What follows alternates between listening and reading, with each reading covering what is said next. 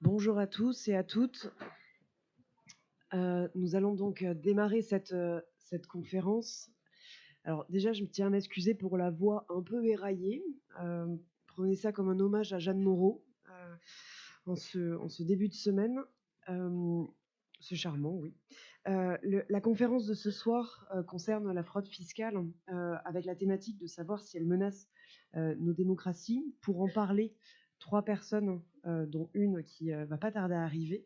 À ma droite, Martine Orange, qui est journaliste à Mediapart, spécialiste des questions économiques au sein du pôle économie et sociale. Merci à vous d'être présente. Bonsoir. Encore à ma droite, Éric Vernier, qui est directeur de la chaire Commerce, Échange et Risque International à l'ISCD CIDCO. ICID.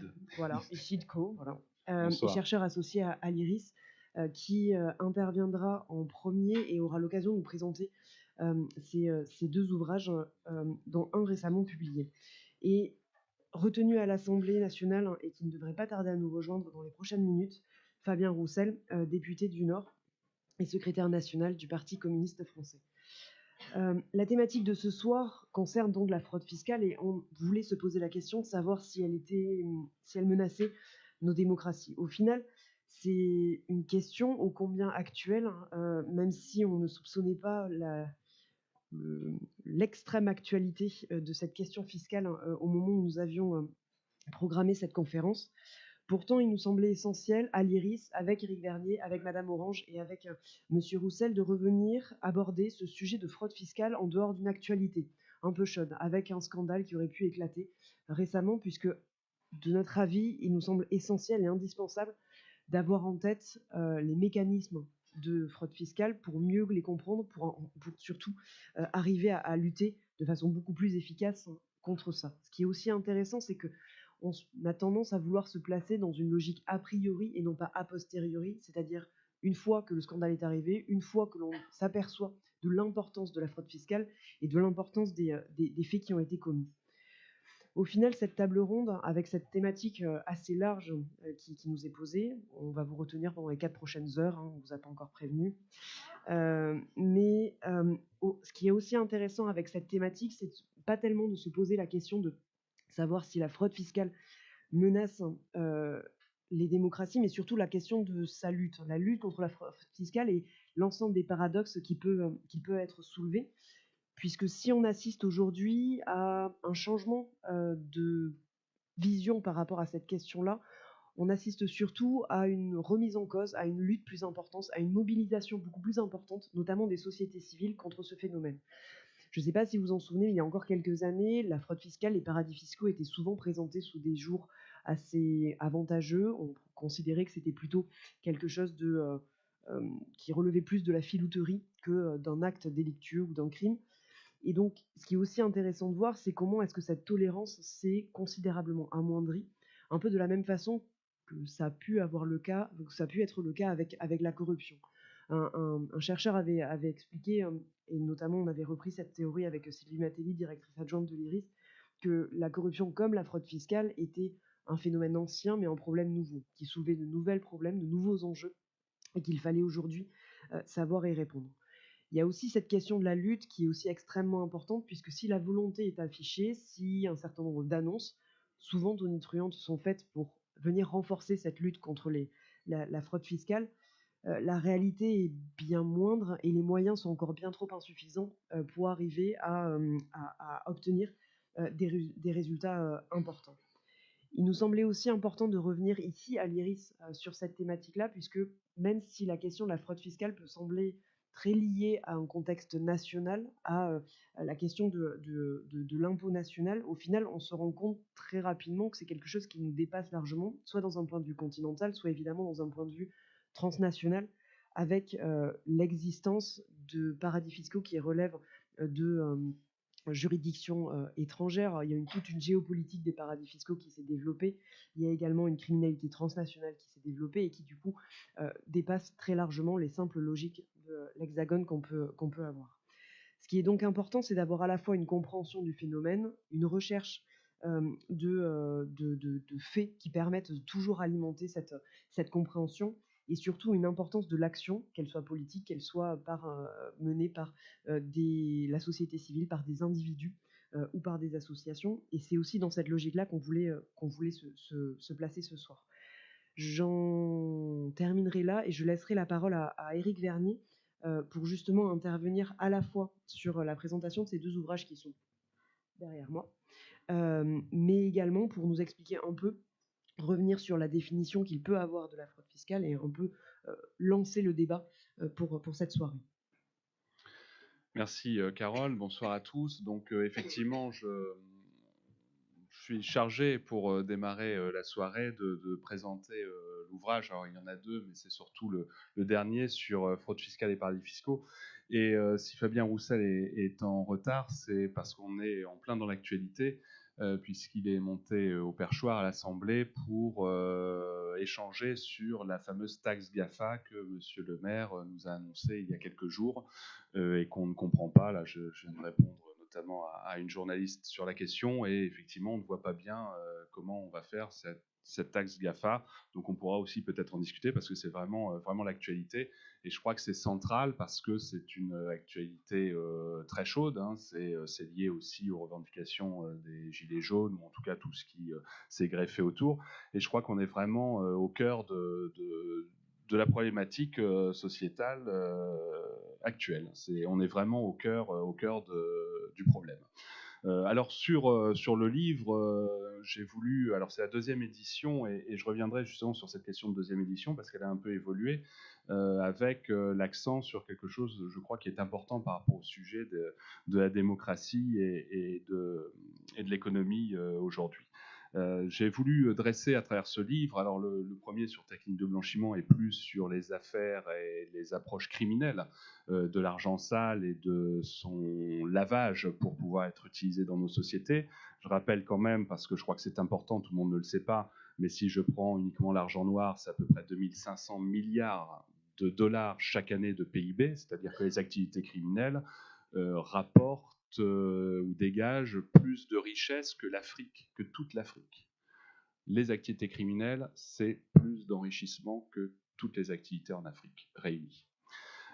C'est 2500 milliards et si j'ajoute la délinquance financière qui va plus nous préoccuper ce soir, et notamment la fraude fiscale, vous rajoutez à peu près 6-7 000 milliards de PIB, c'est-à-dire qu'au total, on a 10 000 milliards d'argent sale qui vont être blanchis et qui vont rentrer dans nos économies.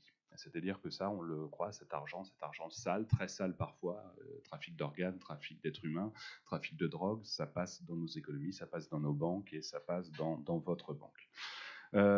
Sur la fraude fiscale, donc j'ai voulu dans cet ouvrage dresser un panorama complet de la question. Donc j'explique d'abord quelle est l'histoire des paradis fiscaux, qu'est-ce que la fraude fiscale. Donc là on peut y revenir aussi parce qu'il y a des définitions qui prêtent à confusion. Quelquefois d'ailleurs ça aide certains politiques de confondre fraude fiscale et optimisation fiscale par exemple. Ensuite, je parle aussi de quelques affaires qui ont marqué les esprits. L'affaire Guéant avec ses tableaux qui sont évalués 30 000 $ et qui sont 30 000 € et qui sont vendus 500 000 €. Je parle de l'affaire Thomas Fabius qui achète un appartement de 4 millions, il le paye 7 millions alors qu'il touche le RSA. Je parle... Bon, on va commencer dans des choses légères, tant qu'à faire, des choses amusantes. Donc je parle de toutes ces affaires, et puis je parle des plus grandes affaires. Je vais y revenir pour terminer sur... alors là, c'est un petit peu pour vous amener à l'acheter. Je termine par le guide touristique des paradis fiscaux, que j'appelle le guide du mal-étard, en référence à un célèbre guide, où j'explique un peu quels sont les cieux sous lesquels on peut s'abriter avec son petit pécule. Voilà. Donc dedans, j'ai fait intervenir de nombreux experts sur des questions particulières, des hommes politiques, des journalistes, Manon Aubry qui était à la tête à l'époque du plaidoyer sur les paradis fiscaux pour Oxfam, etc., etc. Donc il a été mis à jour, il a été actualisé fortement par des chiffres qui ne font que s'aggraver. parce qu'on entend tous les jours que ça va mieux, que les textes sont de plus en plus rigoureux, qu'il y a de plus en plus de contrôle. C'est totalement faux. C'est totalement faux. Si je prends des chiffres macroéconomiques, il y a 3 ans, on annonçait 6 500 milliards dans les paradis fiscaux. Aujourd'hui, on annonce 8 500 milliards, c'est-à-dire plus 30% 3 ans après. Si on prend les déclarations de gens qui sont sur le terrain, comme le juge Van Rynbeek, il dit il n'y a jamais eu, et il l'a dit en juin dans une interview, il n'y a jamais eu autant d'argent sale dans les paradis fiscaux. Donc si je prends tous les faits, plus moi ce que je vois sur le terrain, parce que j'y suis régulièrement, surtout dans les Caraïbes, c'est quand même assez intéressant d'aller enquêter, plus qu'au Luxembourg et au Liechtenstein, mais voilà, on s'aperçoit que sur le terrain, rien ne change, au contraire, c'est de pire en pire. C'est de pire en pire, alors parce que on trouve de nouvelles solutions. On trouve de nouvelles solutions. Alors la fraude fiscale, c'est vrai que si vous êtes français et que vous voulez planquer votre argent en Suisse, ça devient un peu compliqué. Par contre, vous avez tous les pays émergents où effectivement on a dit bon, on contrôle pas trop parce qu'il faut aider ces pays. Alors on va pas en plus leur mettre des contraintes de contrôle, de surveillance, de diligence, enfin de vigilance. Donc du coup, c'est des pays émergents qui sont en train de spolier tout leur territoire pour aller planquer l'argent dans les paradis fiscaux. Et ça, j'y reviendrai parce que c'est un vrai danger pour la démocratie. Et c'est, en fait, ça n'est même pas un danger pour la démocratie dans certains pays, c'est un frein à la démocratie. C'est-à-dire que ces pays sous dictature, voilà Fabien Roussel, merci Fabien. Donc, comme je vous disais, il était retenu pour discuter du sujet, mais il vous en parlera longuement tout à l'heure. Il est d'ailleurs un des experts du livre, puisqu'il travaille beaucoup sur la loi anti-fraude fiscale et anti-paradis fiscaux. Donc voilà, donc on a dans ce livre ce panorama assez complet.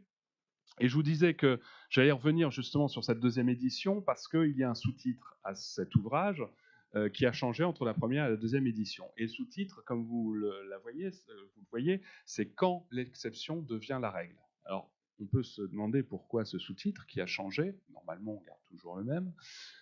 C'est parce qu'il y a eu quelque chose, il y a eu quelques scandales qui ont éclaté et qui ont fait savoir au grand public des choses qu'on savait déjà, mais là, on a eu des faits, on a eu des chiffres, on a eu des fichiers, on a eu des éléments qui ont montré que effectivement, ce qu'on croyait être un épiphénomène de quelques milliardaires borderline et de quelques barons de la drogue, de quelques multinationales indélicates, en fait, ça n'était pas un épiphénomène, ça n'était pas une exception, c'était en fait le système. C'est qu'aujourd'hui, le système économique repose sur la rentabilité par l'économie fiscale notamment. C'est-à-dire que quand on dit, par exemple, on va baisser l'impôt pour garder les entreprises ou ramener les entreprises chez nous, on se trompe totalement. Puisque si je prends l'exemple de l'Irlande, où on a un impôt qui est entre 4 et 8%, eh bien des sociétés comme Google ou Apple se débrouillent pour payer 0%. C'est-à-dire que même à 4%, ça ne suffit pas. On tombe à 0%.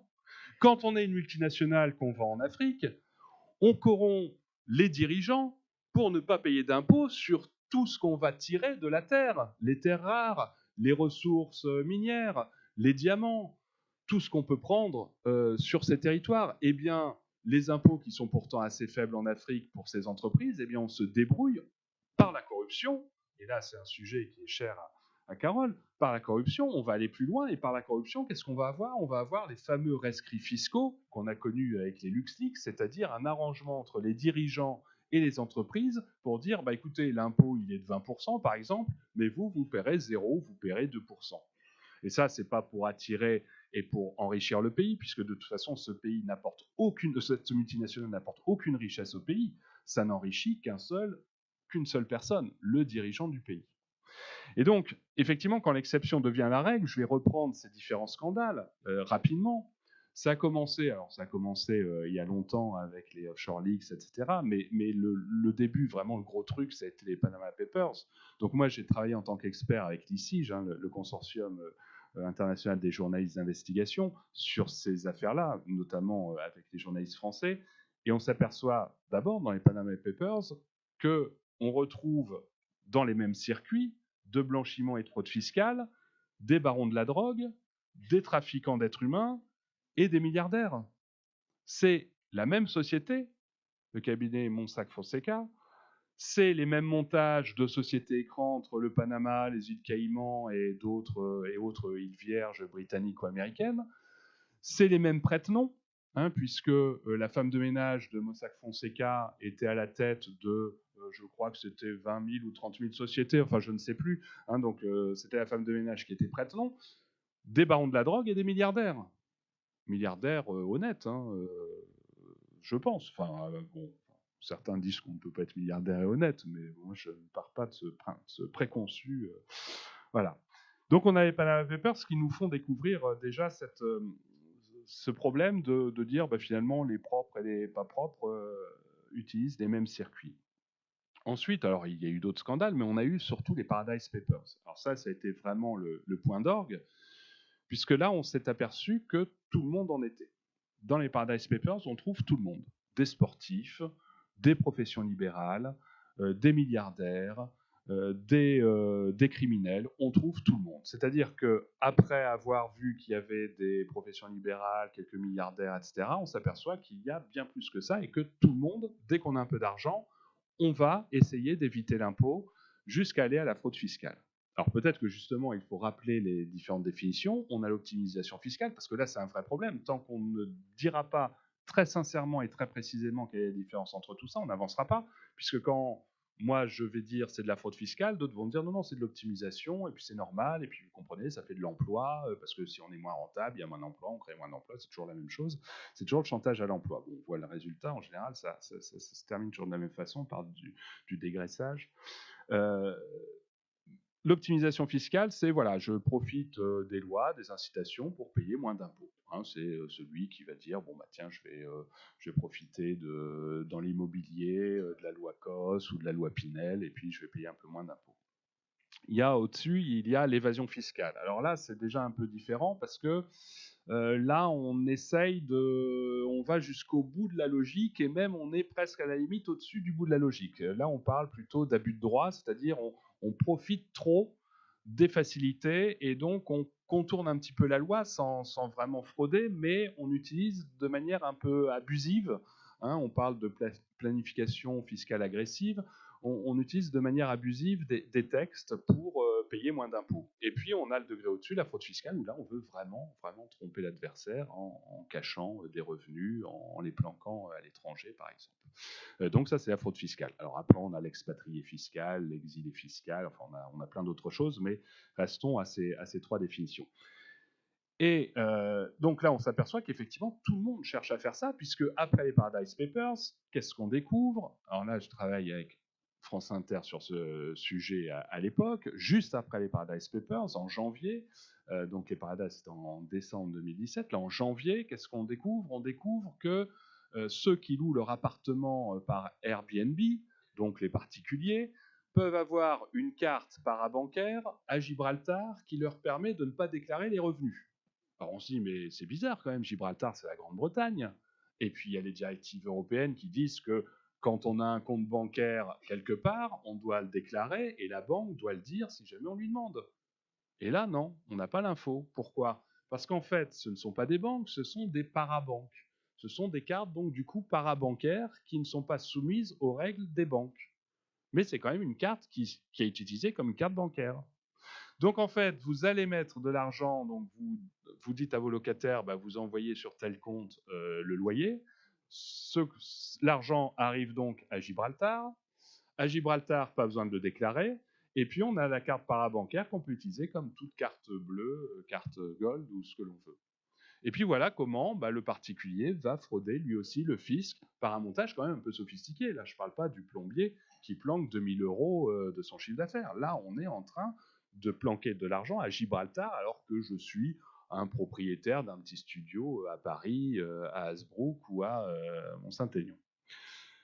Donc on s'aperçoit que là, vraiment, c'est tout le monde. C'est absolument tout le monde. Alors au passage, quand même, certains se faisaient 300, 400, 500, 600 000 € de revenus par an avec Airbnb. On s'est aperçu de ça en même temps. Après, qu'est-ce qu'il y a? Il nous manquait les artisans. Eh bien, on trouve quelque chose encore avec vos confrères journalistes. On découvre qu'il y a le cabinet SETI en Bretagne qui propose depuis 20 ans, plus de 20 ans, à des artisans et des commerçants français d'aller mettre leur siège social en Angleterre.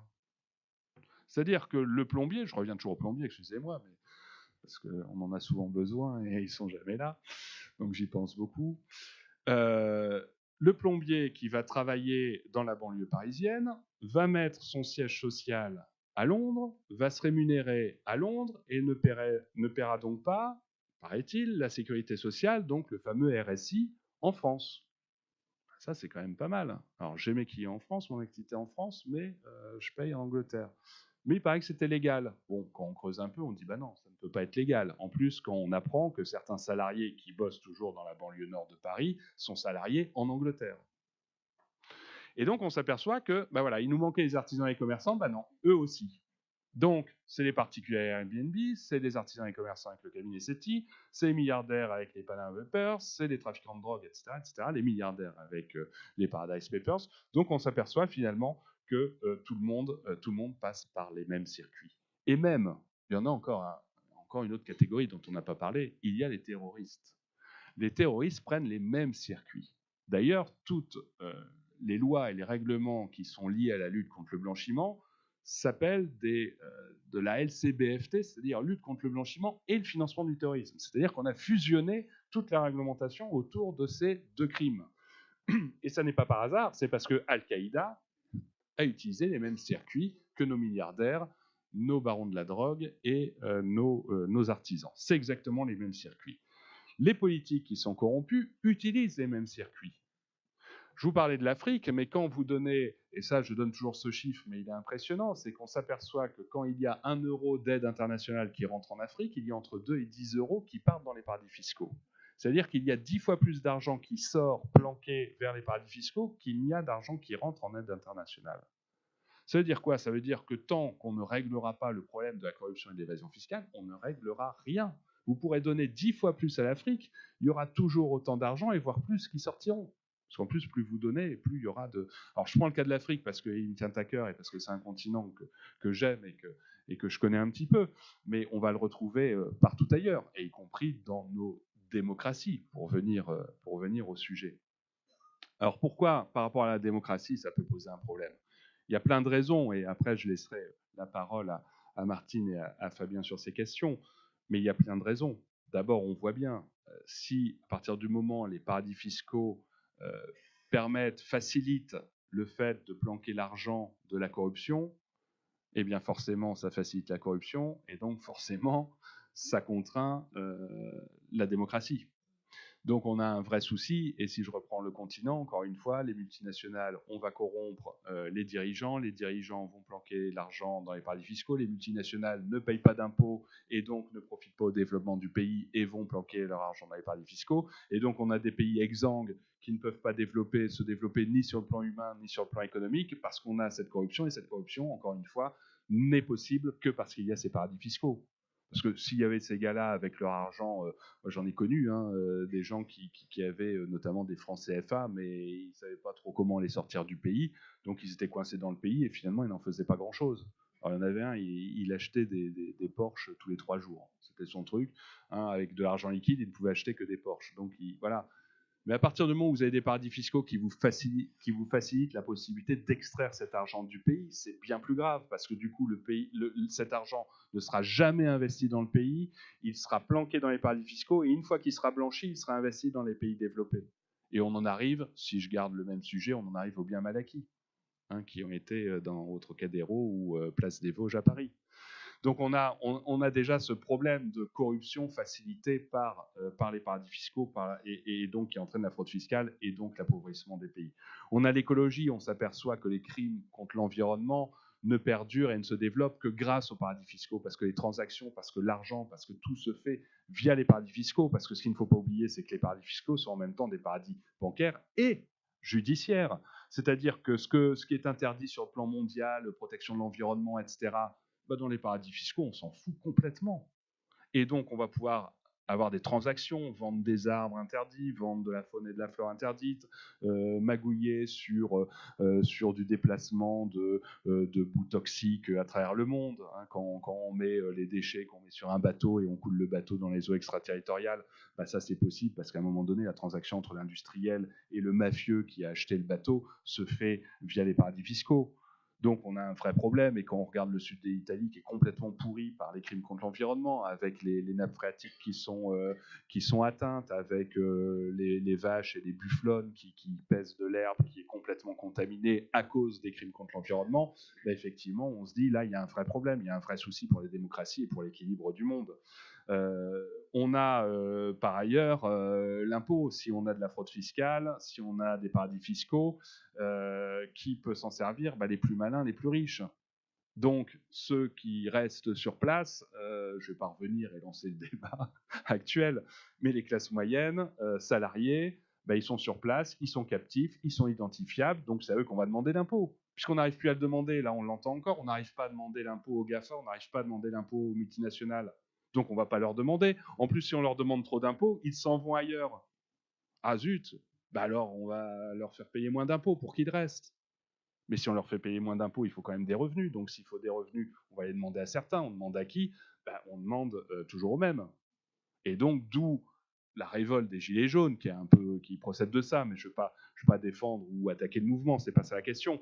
Mais ce que je dis depuis très longtemps, et les Gilets jaunes, par contre, je m'étais trompé, c'est un peu une surprise, mais ce que je disais depuis très longtemps, c'est qu'à force de demander aux gens de plus en plus d'impôts parce que certains n'en payent pas, et que parallèlement, en plus, certains n'en payent pas parce qu'ils fraudent, et quelquefois des dirigeants politiques, quelquefois des gens qui ont pignon sur rue et qui sont célèbres, qui ont de la notoriété parce qu'ils sont à la tête d'empires économiques, de multinationales, de grandes entreprises, que ce soit en France ou ailleurs. Et à un moment donné, les gens se tournent vers ceux qui leur disent ça, chez nous, c'est propre. Les extrêmes, les radicaux, religieux. Parce que eux, ils vous disent non, nous, tout ça c'est péché, tout ça c'est pas bien. Nous, on le combat. C'est péché si c'est religieux, ou on le combat si on est un parti d'extrême. Et donc, on a effectivement à chaque fois qu'on a des affaires comme Cahuzac, parce que Cahuzac finalement c'est 600 000 euros, alors c'était beaucoup plus, mais même si c'est 5 millions d'euros de détournement, on s'en fiche un peu. Par contre, le mensonge d'État, qu'est-ce que ça a fait? C'est derrière 2 points, 3 points de plus pour un certain vote. Et donc là, si on revient à la démocratie, on voit bien que c'est un danger pour la démocratie. Parce qu'à un moment donné, il y a ce que j'ai appelé la fin du consentement à l'impôt, même si tout le monde n'est pas d'accord avec cette vision. Vous, comme moi, comme tout le monde, nous sommes prêts à payer l'impôt et nous le payons. Sauf qu'il y a un moment donné où on ne veut plus le payer tel qu'on le paye, parce qu'en face, on voit cette fraude fiscale et qu'on ne la supporte plus. Plus personne ne supporte. Quand on voit Thévenoud qui annonce que lui, il ne paye pas ses impôts parce qu'il a une phobie administrative, et que, alors vous devez le savoir, mais 3 jours après, il dépose à l'INPI la marque, il dépose le nom, il dépose le terme phobie administrative. Il dépose la marque. Vous vous rendez compte? Il y a un moment donné, on dit stop. Et effectivement, si on n'a pas un petit peu de recul et qu'on se dit on va peut-être se battre de manière légale et peut-être essayer de faire savoir, de sensibiliser, de faire en sorte que les choses changent, il y a un moment où la soupape explose et on a ce qui vient de se passer. Ça, effectivement, j'avoue que je me suis trompé, parce qu'on est face à un mouvement qui n'est pas forcément d'un extrême ou de l'autre, même si certains trouvent quelques groupes extrémistes, mais on est sur quelque chose, c'est-à-dire des gens là maintenant qui rejettent totalement. C'est plus ni droite ni gauche, donc les extrêmes ou le centre, c'est non, c'est terminé, c'est terminé. Et donc un pays comme la France, qui est une république, une démocratie qui est quand même ancrée dans les siècles et qui a fait ses preuves en tant que démocratie, en tant que république, aujourd'hui elle est en danger. Et l'étincelle, ça a bien été le problème fiscal. Effectivement, ça s'est élargi sur d'autres choses et c'est normal, et tant mieux, parce qu'il ne faut pas rester sur... Mais l'étincelle, la goutte d'eau qui a fait déborder le vase, c'est fiscal.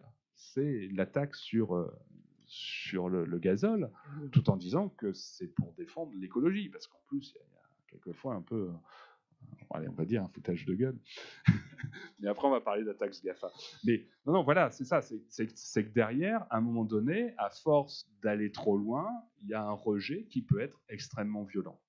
Et ça, on le voit ici, on le voit aujourd'hui maintenant dans d'autres pays, mais on le ressent depuis très longtemps. Et on l'a vu, le printemps arabe a éclaté de la corruption et de ces phénomènes où on demande aux gens de payer un peu d'impôts, un peu plus, alors qu'on sait que les dirigeants vivent comme des nababs, etc. Le printemps arabe vient aussi de là. Hein, c'est finalement, comme tu disais, ça existe depuis très longtemps. Hein, c'est un problème nouveau, mais qui existe depuis Phénomène longtemps. ancien, Et on problème retrouve nouveau. voilà. Ben, finalement, si on reprend Marie-Antoinette et son collier, ça nous fait penser à d'autres avec leurs rideaux. Hein, donc finalement, l'histoire se répète. Voilà. Merci Eric. Quand on l'est lancé, on peut difficilement l'arrêter. Voilà pour les joyeusetés de la journée. Je laisse la parole à Martine Orange qui va nous parler à la fois du rôle des médias, des journalistes sur ces questions de fraude fiscale, mais aussi de son travail à Mediapart sur ces sujets. Oui. Alors, Éric Vernier a déjà raconté beaucoup de choses, donc je vais essayer d'apporter des compléments. Bon. Ce qui est vrai, c'est que quand on est journaliste, les paradis fiscaux, on les a pas découverts. Je veux dire, dès le début des années 2000, on savait que ça existait, mais c'est vrai qu'on était beaucoup plus dans le problème des mafias, du blanchiment d'argent, des choses comme ça. Et puis, pour vous citer encore un exemple, en 2007, il y a un gigantesque procès qui est engagé par les autorités américaines contre la banque UBS, et ça reste malgré tout cantonné aux États-Unis. On suit ça de loin. On lit bien quelques articles dans la presse américaine, mais c'est encore loin. Et il y a deux choses qui vont tout changer sur l'appréhension des paradis fiscaux. C'est d'abord la crise de 2008, où à partir du moment où on commence à demander aux États de renflouer le système financier, à partir de ce moment-là, on commence à regarder de plus près comment ça se passe, quoi, hein, puisque là, ce sont vraiment les impôts les impôts des États et les États qui sont sollicités pour sauver l'ensemble d'un système financier qui est parti totalement à la dérive. Et le deuxième grand facteur qui va compter, c'est le fait qu'il y ait des consortiums de journalistes. Parce que jusqu'à présent, on était un peu chacun dans notre coin, on travaillait un peu dans notre zone d'influence, si je puis dire, donc pour nous la France, et on savait bien que il y avait des phénomènes multinationaux, et vous aviez en face de vous des puissances multinationales, et on était un peu comme les États, on était avec une dimension nationale. Et le fait de pouvoir mettre ensemble, de travailler ensemble, de mettre en commun ensemble un certain nombre de choses a permis de faire émerger des phénomènes internationaux, mondiaux, sur lesquels on a pu interpeller aussi les États, puisque jusqu'à présent, quand on dénonçait quelque chose, on nous renvoyait toujours l'impuissance des États, en disant oui mais c'est mondial, vous comprenez, si on y va tout seul, on peut pas y aller, etc. Et puis c'est juste un exemple, et puis ça marche pas, etc. Dans la mesure où on a commencé avec les LuxLeaks, avec les Panama Papers, avec les Paradise Papers, avec les SwissLeaks, avec les Football Leaks, enfin, avec les Malta Files, enfin, on en a, on a un peu de peine à trouver maintenant des noms. À partir de ce moment-là, on a pu mettre en exergue on était bien en face de phénomènes mondiaux et à interpeller l'ensemble des États, puisque quand vous avez un journal qui sort tout seul, c'est un journal, mais quand vous avez 10 journaux à travers le monde, et que c'est le Spiegel, le Guardian, le New York Times, le Washington Post, le Wall Street Journal, le Monde, le Mediapart, France Inter, tout ça, on change de dimension, parce que ça devient un problème au moins européen, si ce n'est mondial. Et en sachant aussi que pour nous, ça demande, pourquoi ça change, on change complètement de dimension de travail, parce que on se retrouve avec, si on l'appelle les leaks, etc., c'est qu'on se retrouve avec une énorme quantité de données que vous n'imaginez pas. Ça peut représenter à traiter, on a 20 000, 30 000, 40 000, 50 000 données qu'on doit travailler avec d'abord dans des consortiums où on travaille avec des réseaux cryptés, on prend beaucoup de précautions, où c'est très très fastidieux parce que vous n'imaginez pas, on est obligé, on peut pas se permettre quand on a ces multitudes de documents d'aller à la pêche comme ça. On est quasiment obligé de tout traiter d'abord pour comprendre comment ça marche. Parce que ce n'est qu'avec une certaine exhaustivité que vous comprenez vraiment comment ça marche. Et que, en plus de ça, si on y va comme ça par sondage, on risque de passer à côté de l'histoire des choses qui sont importantes. Et donc, c'est pour vous donner pour vous donner un exemple, les derniers Footleaks qu'on a sortis, ça a été 8 mois de travail à 3 personnes, rien que pour Mediapart. En sachant qu'il y avait des journalistes du Spiegel, il y avait des journalistes italiens, il y avait des Espagnols, il y avait des Anglais. Donc, vous voyez, ça vous donne l'importance des données sur lesquelles on doit travailler. Avec, je vous dis, en plus, avec infiniment de précautions. Et en même temps, ça donne une force collective et un poids collectif, parce que je ne suis pas sûre que, on va dire, le Spiegel, on va prendre un journal étranger, le Spiegel sort tout seul les Paradise Papers, je ne suis pas sûre que ça ait le même effet que si toute la presse internationale sort en même temps les Paradise Papers. La deuxième chose sur laquelle ça a beaucoup changé, et tous ces leaks ont été vraiment très importants, c'est qu'on parle des multinationales, on parle des milliardaires, etc. Alors, il y a toujours, quand vous êtes journaliste, vous êtes toujours un peu balancé, parce que vous avez envie de la bonne histoire. Si je vous dis que Ronaldo paye pas ses impôts, ça va intéresser tout le monde que Ronaldo paye pas ses impôts. Sauf qu'une fois qu'on a fait Ronaldo, Messi, etc., tout le monde a compris que quasiment tous les footballeurs vedettes ne payaient pas leurs impôts, et avaient des tas de sociétés de montage pour ne pas payer leurs impôts. Et c'est un peu la limite du name and shame, si je puis dire, donc de nommer pour faire honte. Parce qu'une fois que vous en avez fait 1, 10, 60, 110, 380, etc., certes, vous voyez bien qu'il y a que ça ne leur fait pas peur. Et je vais prendre le dernier exemple en date, parce que on a donné des listes et des listes de milliardaires, de multinationales, etc. Vous avez un dernier scandale qui est sous nos yeux, qui est celui de l'affaire Renault, de Carlos Ghosn quand même. Carlos Ghosn qui est pris avec de l'évasion fiscale, où maintenant on sait très bien qu'il avait lui aussi sa propre société qui était basée aux Pays-Bas, qui s'appelait Zia Capital, qui lui permettait d'avoir des revenus défiscalisés et cachés à l'ensemble du contrôle, etc., qui lui permettait de se faire acheter des résidences secondes, des résidences partout dans le monde, des avions, et puis d'avoir des compléments de revenus, puisque manifestement 15 millions d'euros par an, c'était pas assez.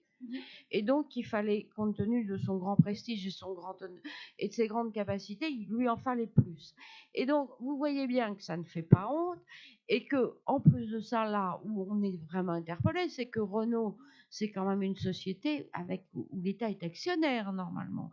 Il a 15%, il siège au conseil d'administration.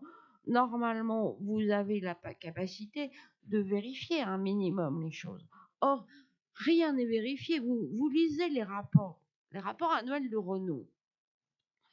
C'est public, c'est et vous voyez tous les ans les rapports annuels de Renault qui annoncent avec gloire que grosso modo, son taux d'imposition mondial, il est à 8%, et que c'est quand même formidable. Et donc, vous vous dites, j'ai juste un problème, c'est une société quand même qui travaille, qui a une base encore industrielle en France, qui est des choses comme ça.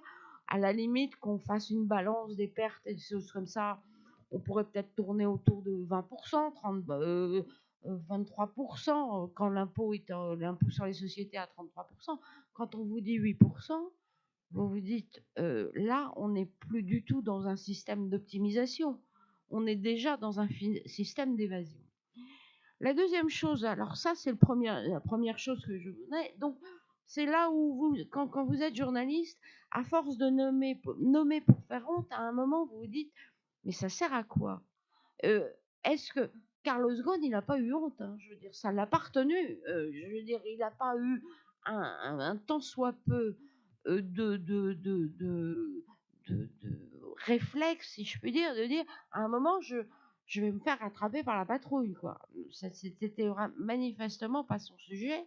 Et si j'ai bien compris, ça, la ligne de défense qu'il tient face au procureur japonais, alors c'est très compliqué parce qu'on a beaucoup de mal à comprendre ce qui se passe exactement au Japon. Et puis, je dois vous dire qu'on comprend pas vraiment comment fonctionne la justice japonaise non plus.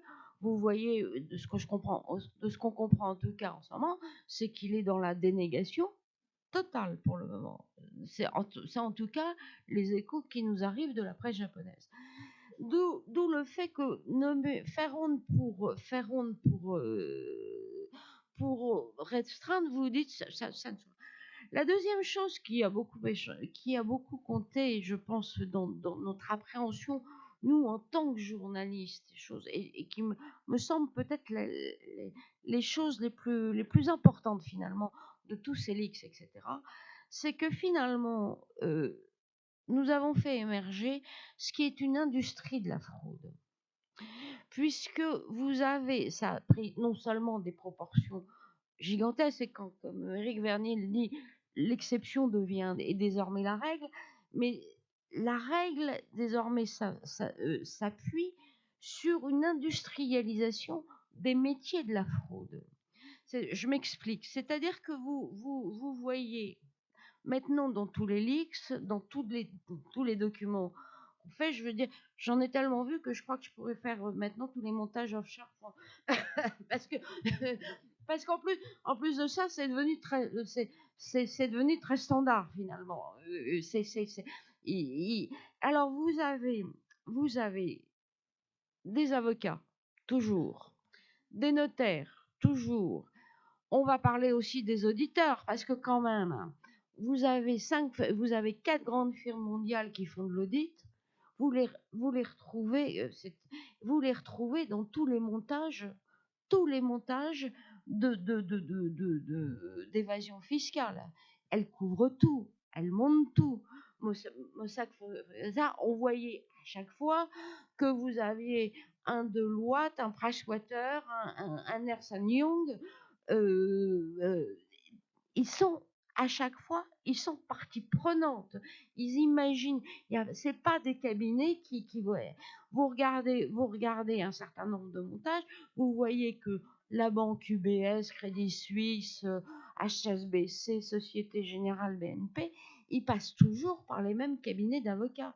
Ils passent toujours par les mêmes sociétés, pas seulement dans les paradis fiscaux.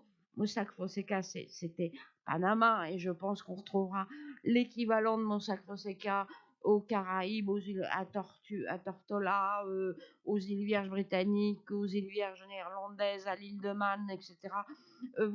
À chaque fois, vous retombez sur les mêmes structures là-bas, mais aussi dans les pays occidentaux, c'est là où ça devient plus problématique. Et enfin, il faut regarder aussi, c'est-à-dire que vous avez les banques, quand même, il faut le dire, les banques et le système financier, qui est au cœur de ce système d'évasion fiscale. Parce que de toute façon, premièrement, sans elles, rien n'est possible, parce qu'il faut que l'argent puisse transiter. Il faut des transactions électroniques, il faut qu'il y ait des comptes, etc. Mais ce qu'on voit aussi, ce qui a fait émerger aussi un certain nombre de scandales, c'est qu'elles ont intérêt à ça. Parce que dernièrement, j'étais au procès UBS en France. donc qui était à Nanterre, et vous aviez des représentants d'UBS. Alors il y avait tout le monde, le UBS Monde, UBS Suisse, UBS France, UBS Europe, enfin on les avait tous. Et qu'est-ce qu'ils vous disaient? C'est que à partir de ce moment-là, la fraude fiscale, l'évasion fiscale, pour eux, c'est une somme colossale de commissions et d'argent, puisque les gens obnubilés, si je puis dire, par le fait de ne pas payer d'impôts, à partir de ce moment-là, acceptent, pour qu'on opacifie tous les circuits financiers et tout le système de circulation de leur fortune et de leur argent, acceptent des commissions gigantesques. Ils acceptent aussi, alors que normalement, si vous êtes, on va se baser dans un système capitaliste normal, vous attendez un certain rendement de votre capital. Là, les demandes des gens qui placent leur argent dans des paradis fiscaux sont nettement moindres aussi, puisqu'ils considèrent que l'impôt a servi leur rendement financier. C'est-à-dire que les banques ne se voient pas solliciter et on leur questionner sur les engagements qu'elles prennent par la suite, parce que cet argent, ils le font travailler après, parce que finalement, le fait de ne pas payer d'impôts assure, aux yeux des gens qui font l'évasion fiscale, assure le rendement du capital. Donc après, on ferme les yeux. Et sur les commissions, et vous aviez des personnes, et ils vous racontaient ça, c'était des commissions qui allaient entre 6 et 12%. UBS avait un UBS Trust spécialisé aux îles Vierges britanniques pour justement faire de façon industrielle, immatriculer de façon industrielle tous les trusts. Et c'est là-dessus que vous voyez, au départ, c'est pour ces banques et pour ces choses, des sommes d'argent, des sommes de commissions tellement importantes qu'à partir, mais c'est vrai aussi pour les banquiers, pour les avocats, pour les notaires, pour les auditeurs, pour toute la chaîne des métiers du chiffre et du droit, si je puis dire, qui sont, parce qu'il faut toute cette chaîne pour garantir les choses, même si c'est très standardisé, il faut toute cette chaîne. Et donc, vous voyez une foule de personnes qui prennent des commissions gigantesques à chaque fois pour immatriculer un trust, alors que vous voyez, comme je vous dis, on pourrait en créer, ils sont tellement standardisés que vous pourriez en créer les uns derrière les autres. C'est 100 000, 200 000, 300 000 euros, rien qu'en frais d'immatriculation, alors que c'est pas grand-chose, et de temps en temps, les sommes en jeu sont ridicules. Toujours pour vous citer, je vais reprendre ce procès UBS parce que c'était assez fascinant. Vous aviez, parce qu'ils vont plus au multinational maintenant, c'est le dentiste, c'est le médecin, c'est le plombier, c'est le chose comme ça. Vous aviez des exemples où des gens qui avaient 1 million d'euros en capital. Alors, c'est beaucoup d'argent pour un particulier, mais normalement, ce n'est pas à la hauteur d'un système d'évasion fiscale, je veux dire. Et vous voyez la banque qui avait conseillé, alors forcément moyennant commission extrêmement généreuse, qui avait conseillé à cette famille, 1 million, un système de 2 trusts. Donc il y avait et une fondation, 2 trusts, une fondation. On commençait par une fondation Liechtenstein. Alors d'abord on ouvrait un compte en Suisse. On allait au Liechtenstein, on faisait une fondation Liechtenstein. On faisait après un trust, c'était à Malte, et un deuxième trust dans les îles Vierges. À chaque fois, je sais plus ce qu'il y avait comme capital derrière, parce que à chaque fois c'est des millions, c'est des centaines de milliers d'euros de commission. Tout ça pour officiellement cacher 1 million. Vous dites, on est juste, et il faut comprendre derrière ça cette industrie financière de la fraude fiscale, qui est vraiment très importante. Et je pense que c'est aussi ça qui a fait émerger, et avec quand même, ce qui est quand même surprenant quand vous regardez, c'est vraiment une impunité. Alors les banques se sont fait un petit peu rattraper par la patrouille, mais alors les auditeurs, mais les avocats, là personne n'en parle. Et pourtant, je pense qu'il y aurait un moment vraiment à se poser des questions sur les auditeurs. Et troisième chose, après je vais laisser la parole, c'est le troisième chose aussi qui est important, c'est que nous, on a un métier, ça nous oblige à une veille constante auprès des États, parce que les États, finalement, on a toujours des effets d'annonce. Je vous rappelle la première annonce, le G7 de juillet 2009, les paradis fiscaux, c'est fini. On sait ce qu'il en est advenu. Et donc, vous voyez à chaque fois les règles, les listes des paradis fiscaux qui sont faits par le CDE. Une caricature, c'était Monaco qui se portait caution de Panama, et parce qu'il fallait 7 certificats, etc. Donc, et vous voyez toutes les multinationales, tous les paradis fiscaux qui se portaient caution les uns des autres. Comme ça, c'était formidable. Après, vous voyez la dernière liste de l'Union européenne. C'est une caricature. Je veux dire, il n'y a plus que 3 pays qui sont faits. Il y avait Panama, et puis ils l'ont sorti un mois plus tard, parce que maintenant, ça y est, on avait passé des accords entre l'Union européenne et Panama.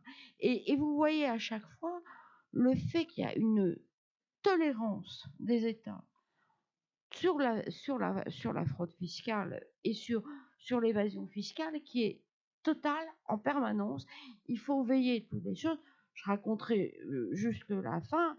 Regardez ce qu'on a fait, ne serait-ce que sur le verrou fiscal de Bercy, où on n'a rien levé du tout, puisque c'est toujours l'administration fiscale qui peut négocier dans le secret ce qu'elle veut. Alors officiellement c'est levé, mais maintenant, comme il y a des procédures qui permettent aux entreprises de négocier directement dans le plus total secret avec l'administration fiscale, si vous n'avez aucun moyen de savoir ce qui se passe, et avec l'État qui est d'accord pour que ça continue.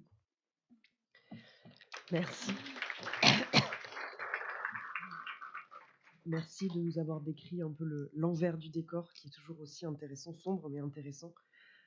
Bienvenue, Fabien Roussel. Monsieur le député, on va vous laisser la parole pour un peu aussi revenir à la fois sur l'actualité de cet après-midi, si vous voulez revenir, mais également pour un peu brosser les grandes idées, les grandes directives de quelle action politique concrète mener sur cette question de fraude fiscale. D'accord. Merci pour cette invitation.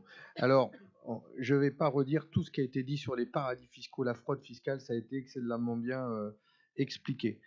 Juste pour vous dire que c'est quand même bien que ces dernières semaines, cette question ait été mise au premier plan de l'actualité. Je peux vous dire que nous, à l'Assemblée nationale, nous qui nous battons pour qu'il y ait une vraie bataille contre les paradis fiscaux et l'évasion fiscale, on s'est dit, enfin, ça devient une revendication populaire.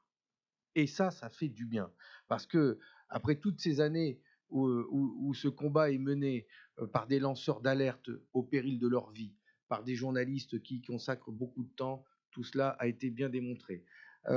Après tous ces livres, tous ces scandales révélés, et ces combats que nous menions au sein de l'hémicycle sans qu'on en voit le bout, on se disait, c'est pas possible, quand est-ce que ça va devenir une affaire citoyenne ?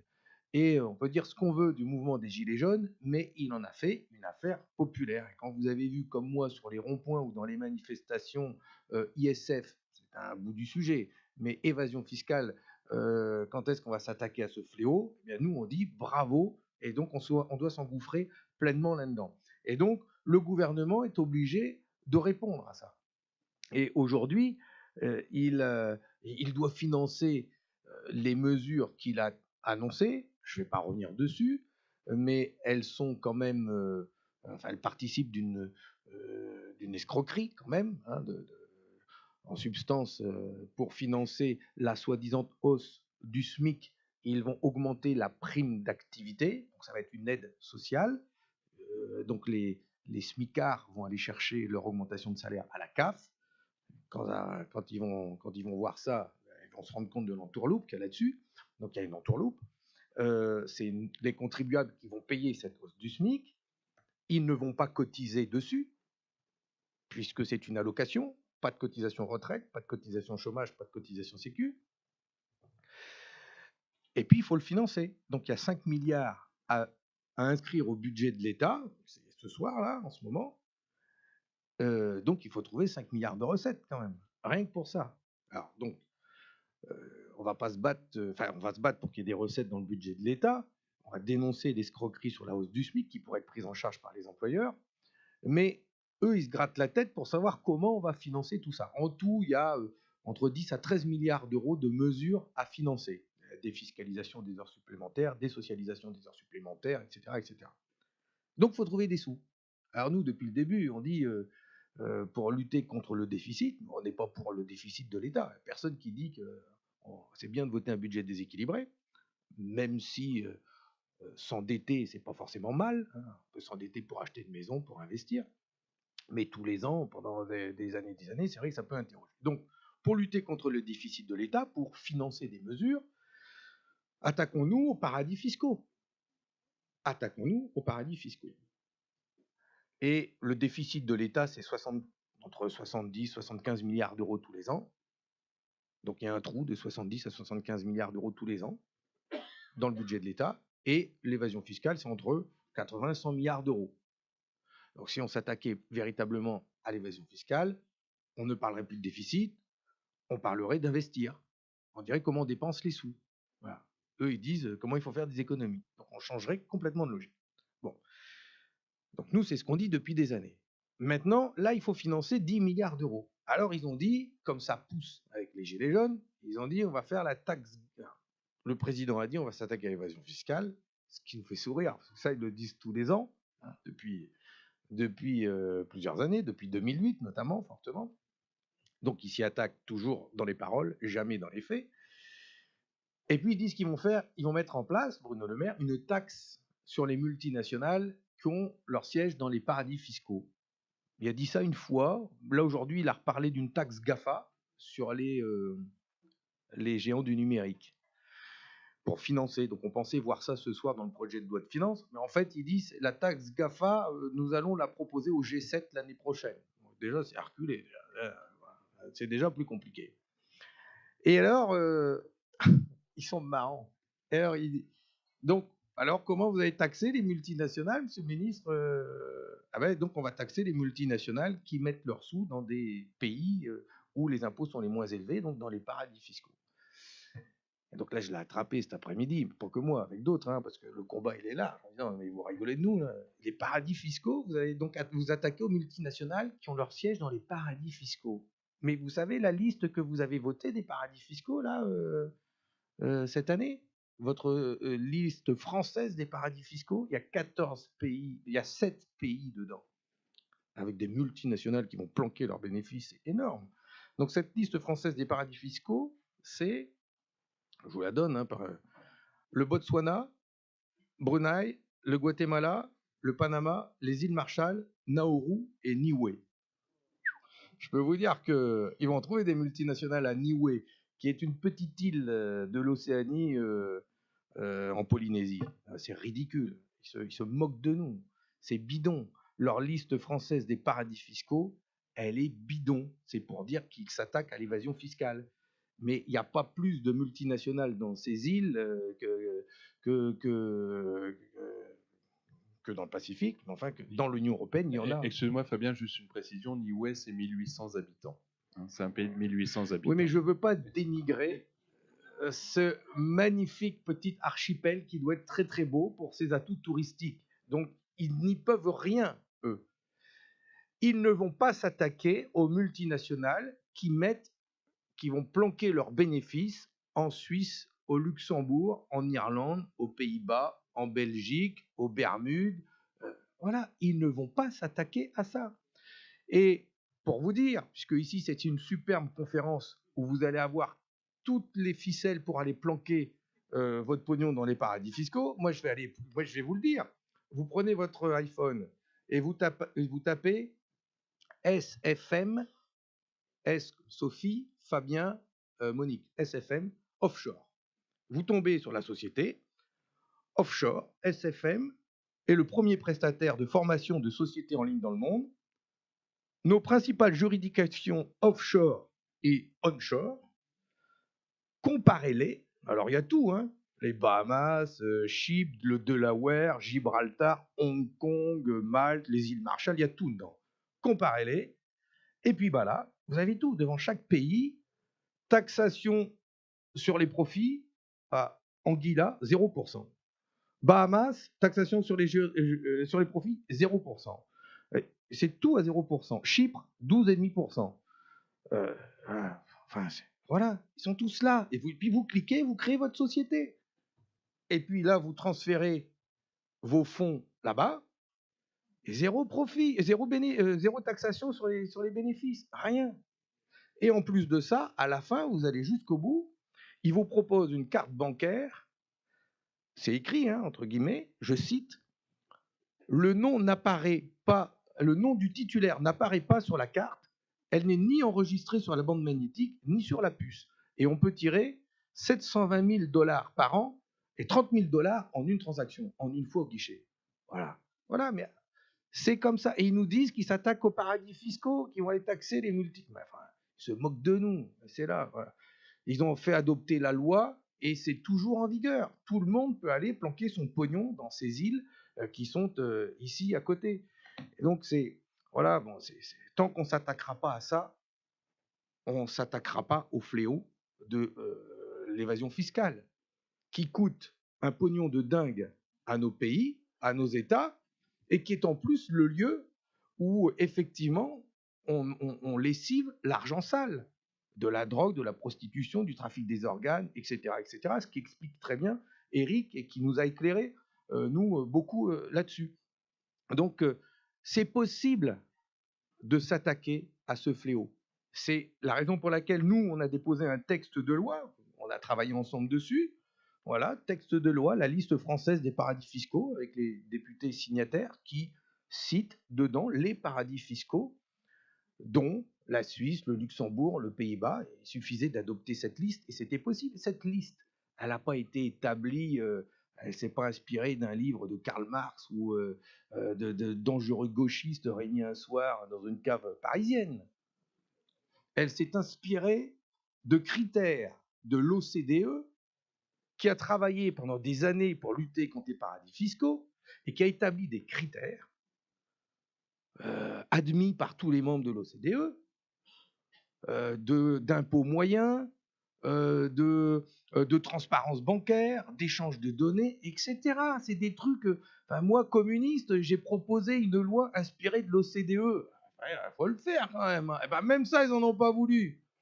Pourtant, je n'ai pas été loin. Même ça, ils n'en ont pas voulu. Ils n'en ont pas voulu parce que dedans, il y a les pays de l'Union européenne. Et il ne faut pas y toucher. Il ne faut pas y toucher. Parce que ces décisions-là, sur la fiscalité, elles se prennent à l'unanimité au sein de l'Union européenne. Et donc, il faut avoir l'accord de tous. Mais ils se moquent de nous. Ils ne vont jamais avoir l'accord de Jean-Claude Juncker, le président de la Commission européenne, ancien Premier ministre du Luxembourg, roi de la truande mondiale de l'évasion fiscale. Enfin, je veux dire, il ne va jamais... lui et les autres ne vont jamais lâcher un pouce là-dessus. Donc, il faut prendre des mesures à l'échelle de la France. La France peut établir sa propre liste de paradis fiscaux et de dire, dans ces pays-là, nous considérons que, à cause d'eux, l'État se prive de ressources parce que des entreprises vont localiser leur siège là-bas. Et donc, nous allons prendre des mesures de rétorsion. Ces mesures de rétorsion, on ne les a pas inventées non plus. Elles sont celles proposées par l'Union européenne. La France avait travaillé. Là, en fait, la France avait travaillé à des super mesures de rétorsion, mais elle avait une liste de paradis fiscaux nulle. Voilà. Et donc, il fallait adapter la liste aux sanctions. Nous, on avait proposé la liste et puis on utilisait les sanctions de la France. Tout simplement, c'est possible.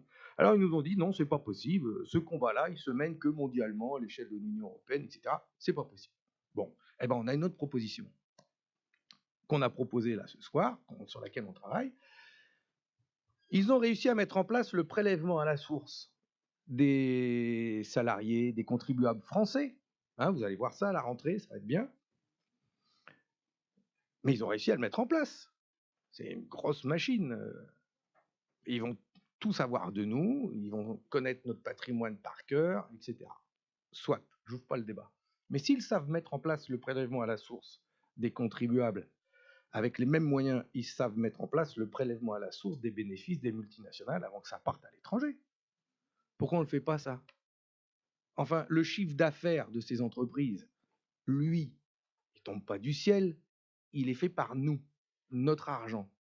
Starbucks, champion de l'évasion fiscale aussi, qui paye, je ne sais plus combien d'impôts, enfin peanuts, hein, 30 millions, enfin peanuts. On connaît son chiffre d'affaires à travers chaque tasse de café ou sandwich que vous achetez là-bas. Il y a une TVA.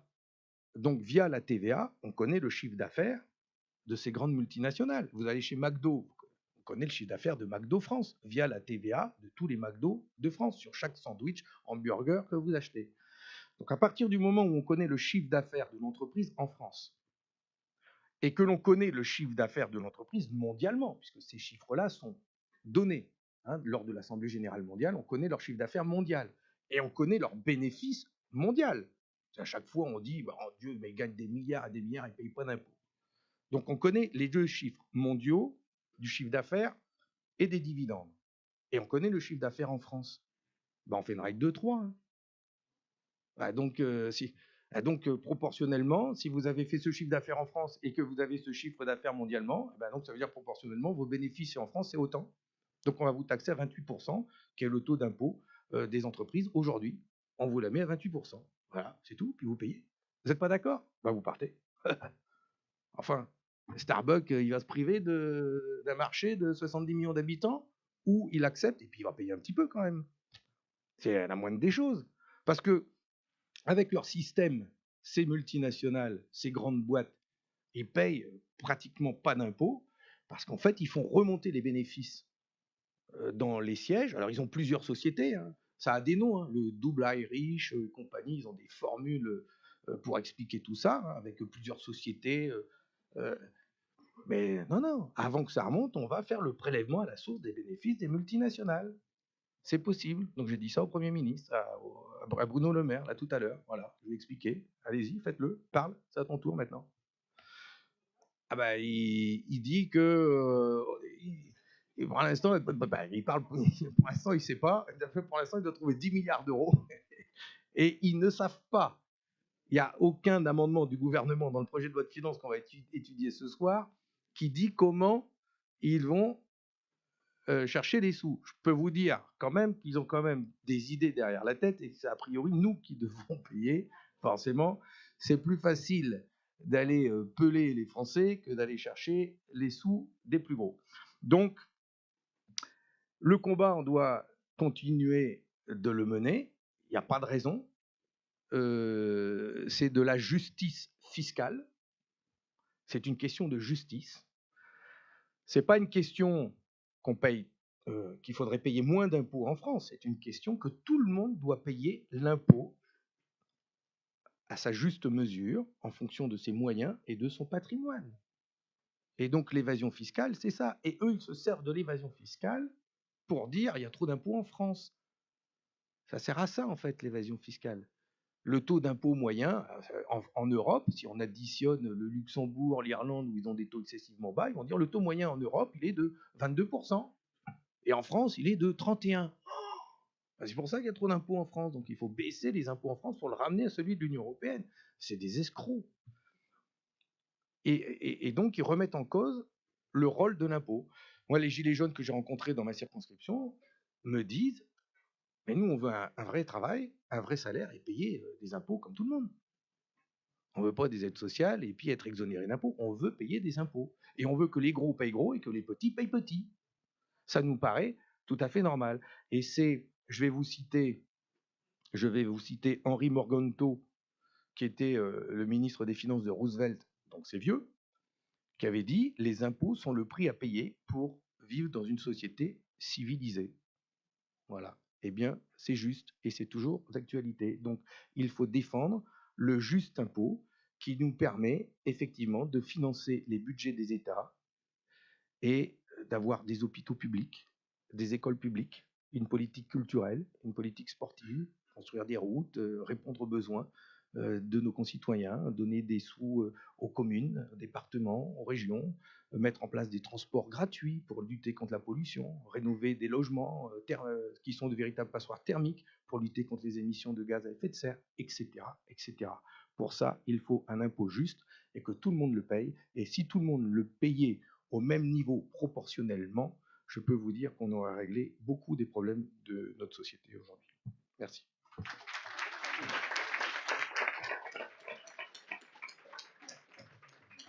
Merci à tous les trois. On va se réserver une petite vingtaine de minutes pour des questions de la salle. On va en prendre peut-être un certain nombre. Est-ce qu'il y a des micros? Alors, il y en a une au fond et ensuite une par là-bas. Bonjour. Est-ce qu'on peut parler en fait en France d'une oligarchie en fait fiscale, politique et économique? Question succincte, parfait. Continuez comme ça. Prenez modèle sur madame.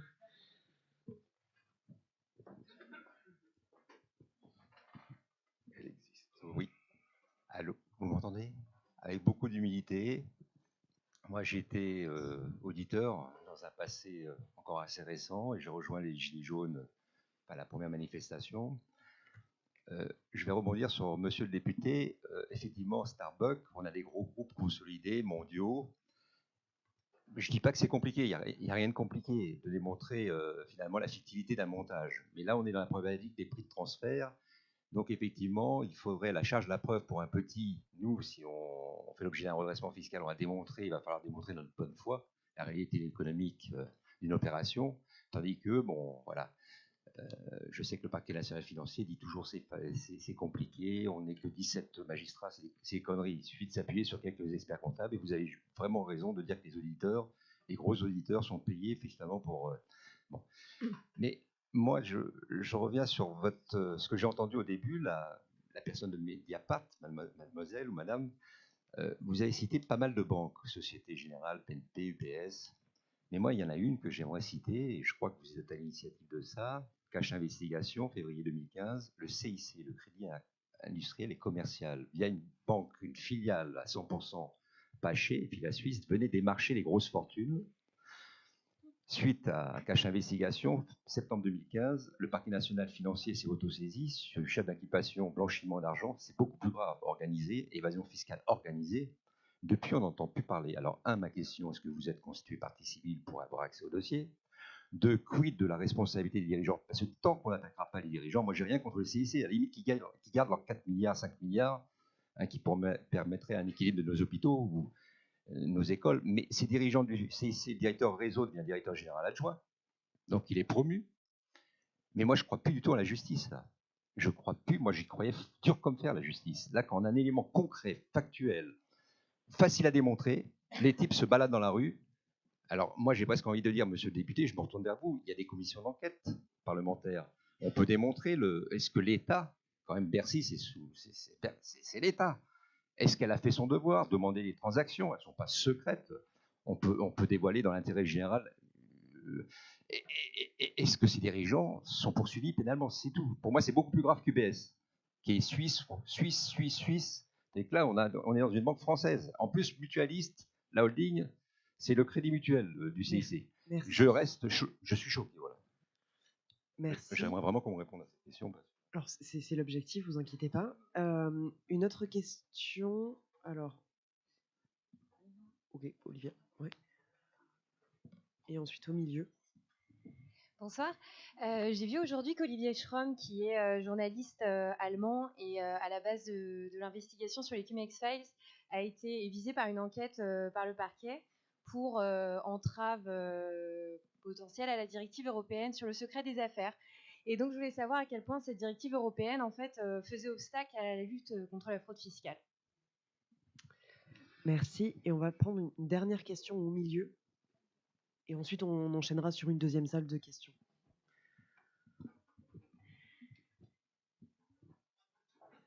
Bonjour. Alors, une question pour Monsieur Vernier. À votre avis, d'où viennent les justifications qu'on trouve aux paradis fiscaux dans la société civile ou encore les médias ou les dirigeants d'entreprise, du type trop de taxation en France ou encore ça crée de l'emploi? Est-ce que vous pensez que c'est finalement lié à une incompréhension de l'impôt? Et deuxième partie de question, est-ce que vous pourriez revenir peut-être avec Madame Orange sur l'assassinat de Daphné Galizia, qui était journaliste d'investigation à Malte, et sur le message envoyé aux journalistes d'investigation par cet assassinat. Merci beaucoup. Merci. Je vous laisse la parole à chacun de vous pour répondre aux différentes questions de façon synthétique, s'il vous plaît. Alors, synthétique, là, c'est compliqué parce que les questions sont importantes et un petit peu complexes. Je vais peut-être répondre tout de suite à la dernière question puisqu'elle m'a été directement adressée. L'utilité des paradis fiscaux, oui, bah, on en entend encore parler. L'utilité, on la comprend pour certains.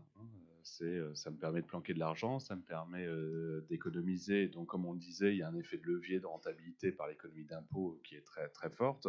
Mais c'est très utile parce que ça fait des alliés. Lorsqu'on négocie des textes internationaux, ben, on te laisse tranquille avec ton petit paradis fiscal, mais quand j'ai besoin de ton vote, ben, tu votes comme moi.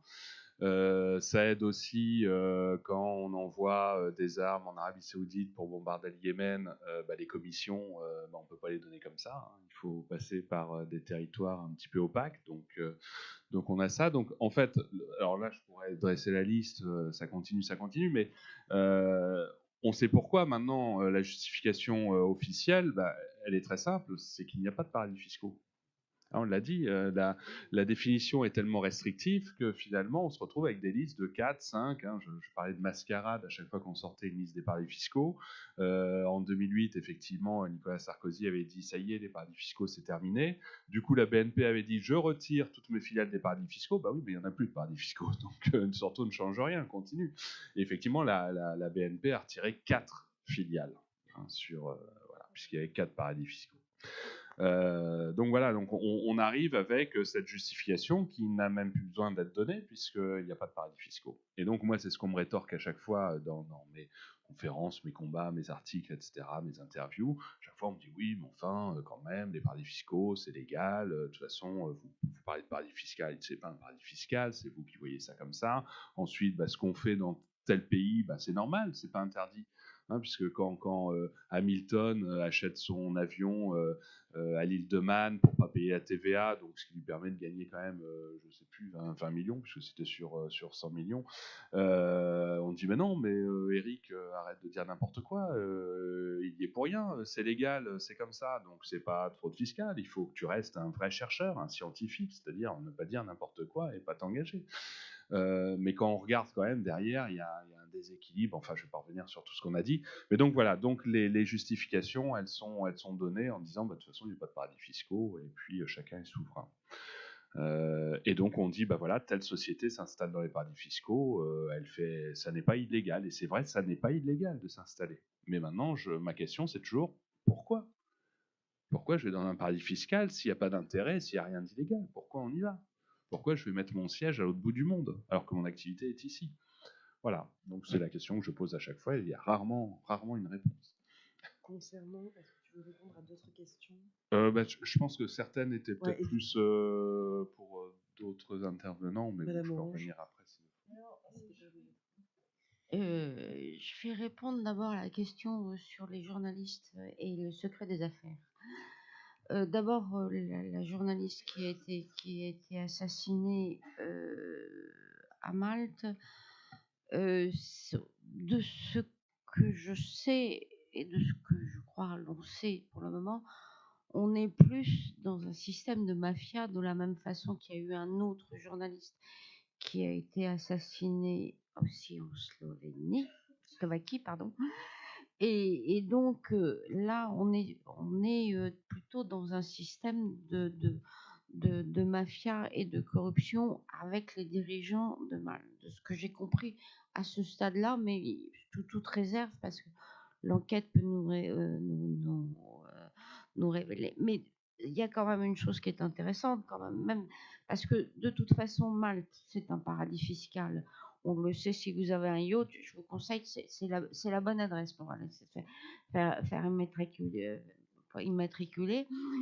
Et donc, ce qu'on voit quand même, c'est qu'à chaque fois, on retrouve toujours les mêmes caractéristiques. C'est que paradis fiscal, blanchiment, mafia, corruption des dirigeants, ça va quand même. Il y a quand même une boucle qui se retrouve assez souvent, quoi. Et en tout cas, les multinationales et les trafiquants de drogue utilisent à peu près les mêmes pratiques. Il faut quand même dire ça. Sur le secret des affaires, alors c'est un combat qui est franchement, que Mediapart mène depuis qu'il est créé. Sur le secret des affaires, on a écrit tout de suite dès que il y a eu des projets de loi, parce que ça a commencé dès 2009. Après, la France l'a porté en Europe. Vous avez des tas de lobbies qui sont intervenus. D'abord, on est dans un droit où c'est comme le paradis fiscal. Je vous demande, ils ne savent pas donner une définition de ce que c'est que le secret des affaires. La seule chose qu'on a dit tout de suite et qu'on voit dès la première implication, puisque la première implication, c'est la CADA qui refuse de transmettre des données de l'agence de santé au sujet des implants. Et donc, ce qu'on avait perçu, parce que quand même, on a quand même un droit où il y a déjà la protection sur la propriété intellectuelle, la protection sur l'espionnage, la protection... Enfin, je veux dire, il y a la protection sur les procédés industriels, il y a déjà un corpus pour protéger les entreprises. À juste titre, elles ont besoin aussi d'être protégées. Et là-dessus, quand on demandait à des chefs d'entreprise, mais de quoi vous avez vraiment besoin de plus, plutôt que ce terme générique qu'on n'arrive pas à définir. Je me souviens d'une grande discussion où on m'expliquait c'est un droit interstitiel. Alors, je dis, on fait des progrès. Et donc, moi, je ne sais pas ce que c'est qu'un droit interstitiel. Tout ce que je sais, c'est que ce qu'on craignait, c'est que c'est un droit qui vise à museler au départ et la presse et la société civile et les lanceurs d'alerte. Puisque de toute façon, je reprends le dernier exemple, le premier mis en application sur la CADA. Donc la CADA, c'est la commission d'accès aux documents administratifs. Normalement, vous avez, en tant que citoyen et en tant que journaliste encore plus, accès à un certain nombre de documents administratifs qui sont considérés d'intérêt public et général. Or, Le Monde, quand il a fait la demande pour accéder à des documents qui étaient importants, puisqu'il s'agissait d'un plan, de savoir quelles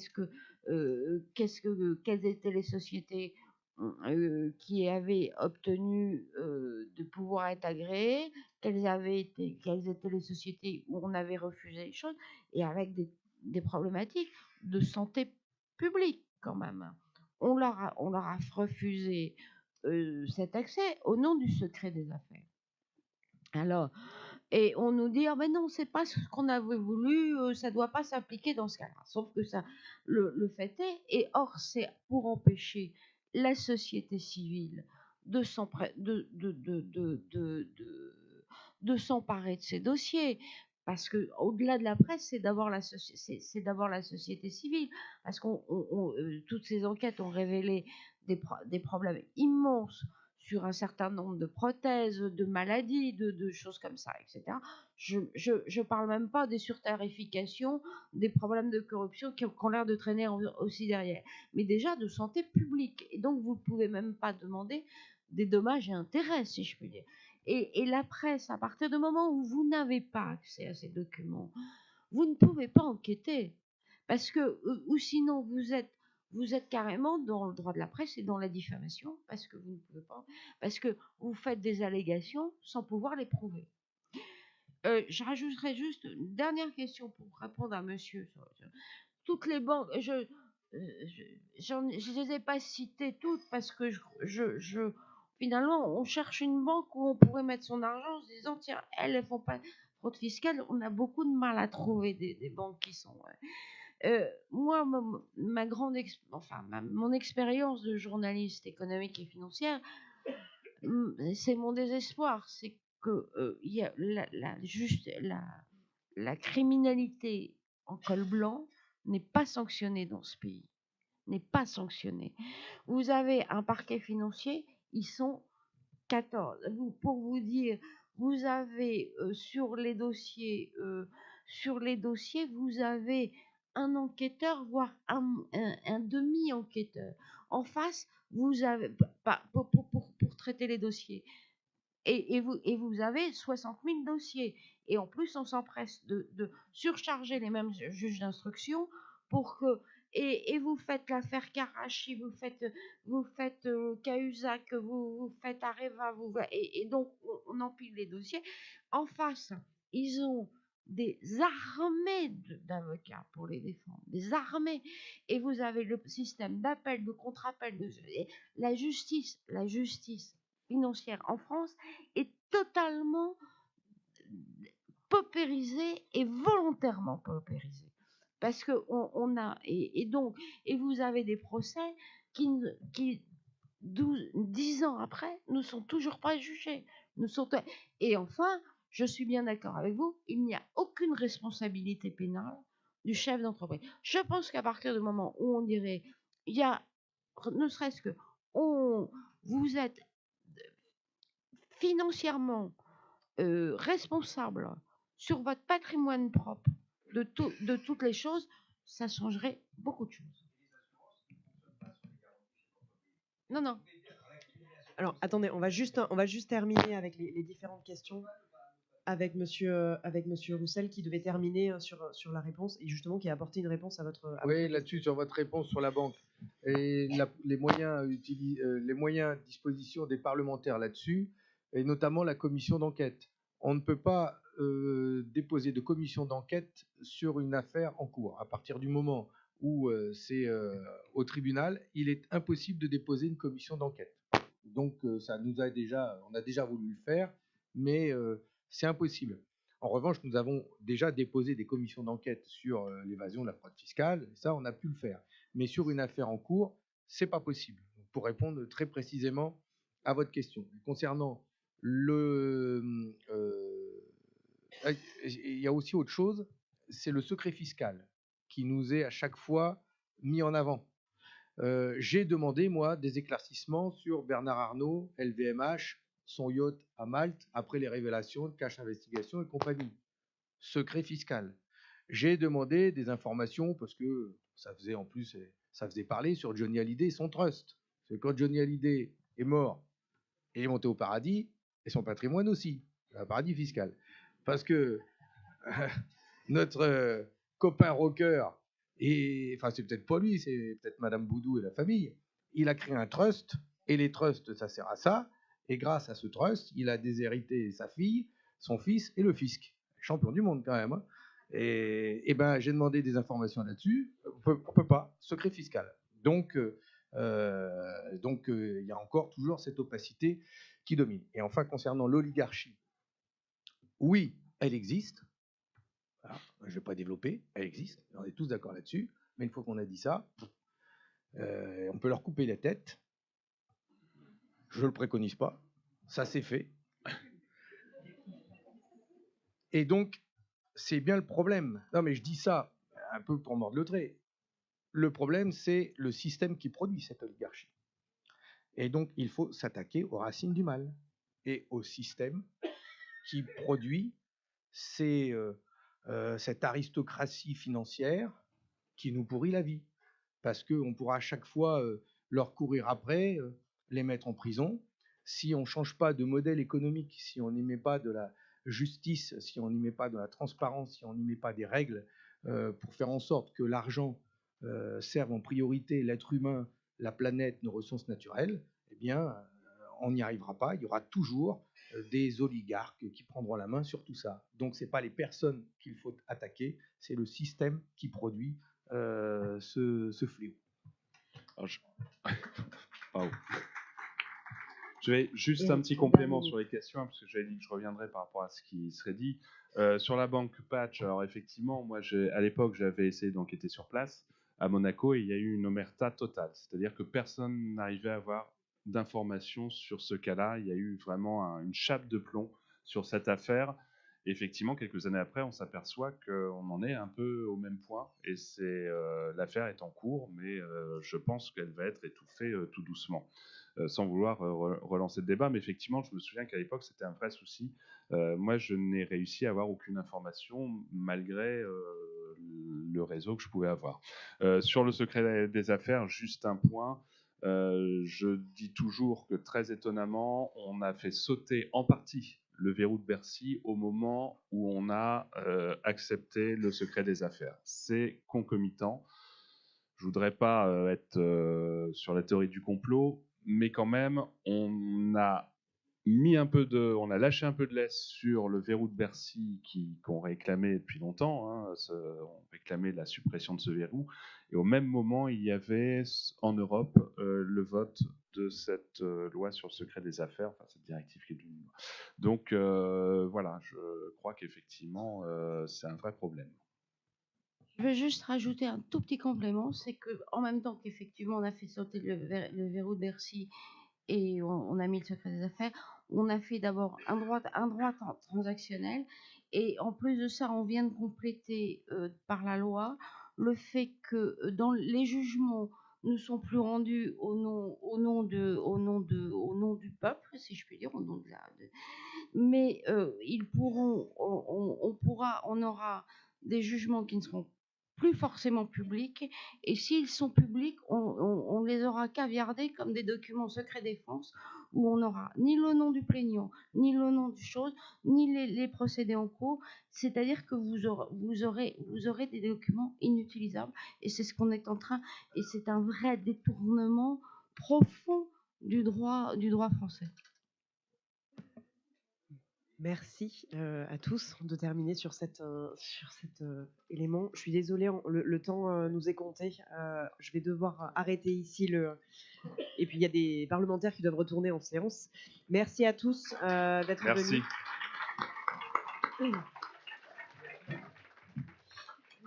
Très bonne soirée et bonne fête de fin d'année.